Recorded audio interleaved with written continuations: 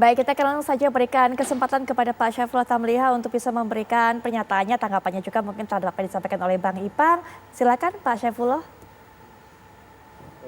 Koalisi Indonesia Bersatu ini ingin mewujudkan cita-cita yang besar bahwa keterpilihan seseorang bukan karena faktor emosional atau personal, tapi yang kita inginkan adalah bagaimana pemilih itu lebih menggunakan rasional dan impersonal, sehingga kita bisa mengesampingkan yang keterpilihan seseorang yang bersifat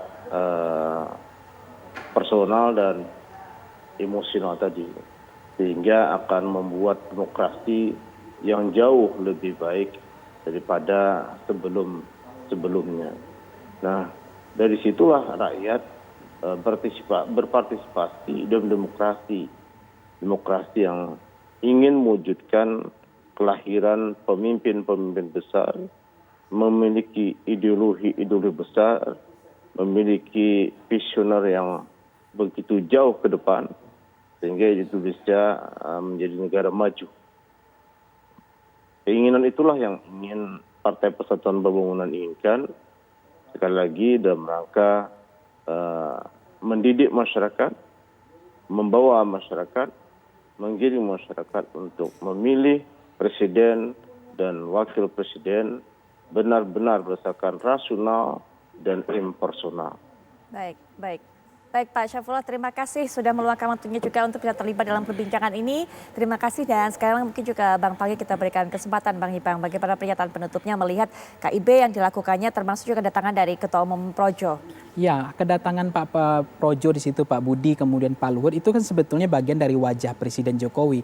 Walaupun kita tidak boleh sebut-sebut istana terlibat di situ, tetapi kelihatan bahwa ini representasinya gitu, sehingga walaupun pada saat yang sama, apakah KIB ini untuknya perahu atau sekoci ini untuk akan disiapkan kepada Mas Ganjar, itu kan juga belum tentu, bisa iya bisa enggak, karena di situ juga ada P3, ada PAN, ada Pak JK juga. Belum tentu juga punya koneksi dengan Mas Ganjar gitu. Resistennya tentu belum tentu sama gitu.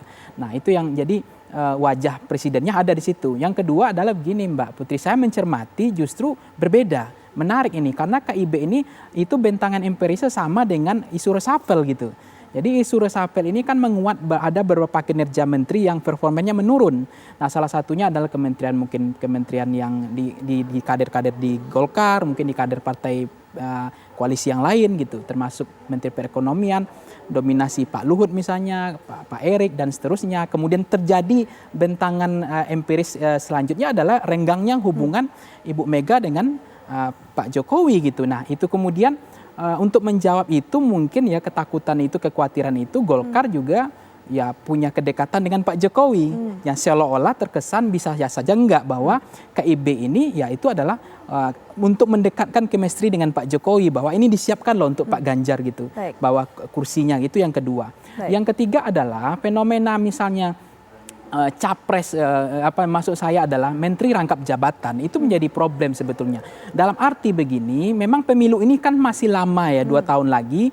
Di era SBY itu baru 6 bulan koalisi dibangun. Tetapi di Pilpres kali 2024 ini masih 2 tahun lagi tapi sudah ada bangunan koalisi.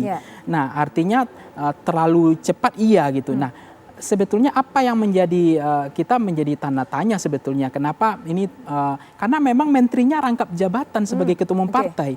Ini tidak akan menjadi masalah kehadiran KIB kalau misalnya ketua umum partai tidak menteri gitu. Nah, sehingga terkesan Pak Jokowi sudah mulai ditinggalkan, ada menteri di luar kendali, atau memang presiden tidak bisa memberikan tiket kan? Yang bisa memberikan tiket adalah ketua umum partai politik. Nah, itu yang ketiga. Yang keempat adalah ada misalnya ada menteri yang tidak mengakar di partai politik.